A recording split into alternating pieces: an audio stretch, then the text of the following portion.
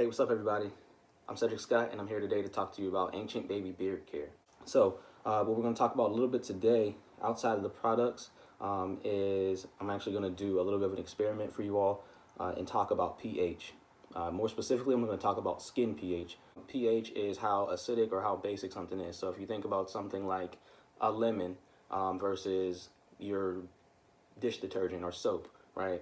You're going to have a difference in variance in the properties and the qualities of those things. So like your lemon is going to be very sour, and it's going to be high in like an acidic content, right? So that's going to have a high acidity or a lower pH. Whereas your soap that you wash your dishes with, wash your clothes with, those things are going to be more what we call basic or alkaline.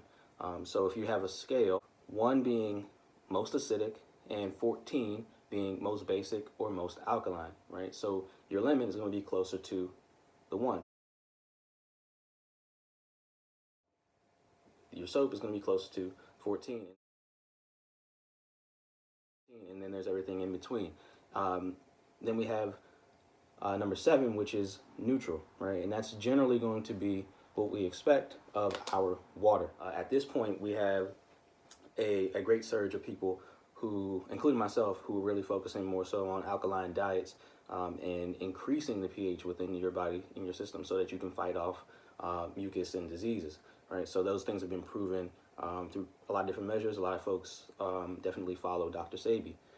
So if you're into that, then you understand kind of what we're talking about.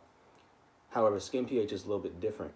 Skin pH actually is a little bit lower than the alkalinity of our body, right? So while we want our body to be a little bit higher, our skin pH is actually going to be slightly acidic, mainly because there is a protective barrier layer on our skin. With that in mind, especially for the guys who are growing out beards and anybody really that wants to just kind of take care of their skin, the products that you use are going to be extremely important.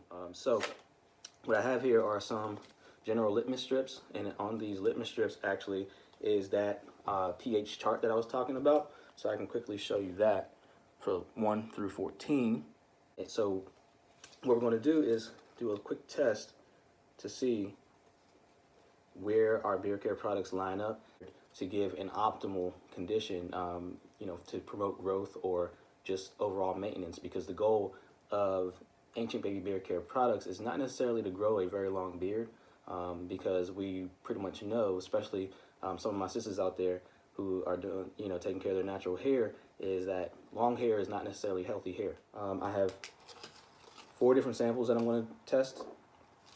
The first one here is bottled water, right, which is just your garden variety bottled water that you would get from like a grocery store.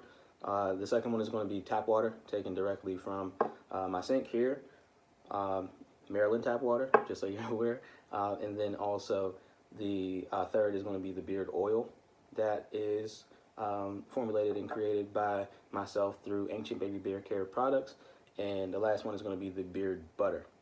Essentially what we are going to do is take the strip, dunk it in, and it's going to change the color, most likely. So we'll match it up to the color here to see what the pH of the solution is that we just tested. So first we're going to go in with the bottled water and see what we get there.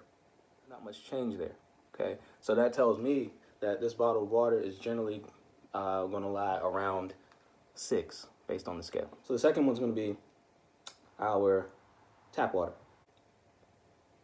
All right, so with our tap water, I'm actually seeing a little bit of a green tinge. It is roughly, I would say 7, just about. So now we're going to look at the beard oil. Slight change, very little. This is going to still be on the slightly acidic side, which I'm going to go ahead and use a little bit of that. I don't want to waste it. All right, and the final test is going to be with the beard butter. It smells good.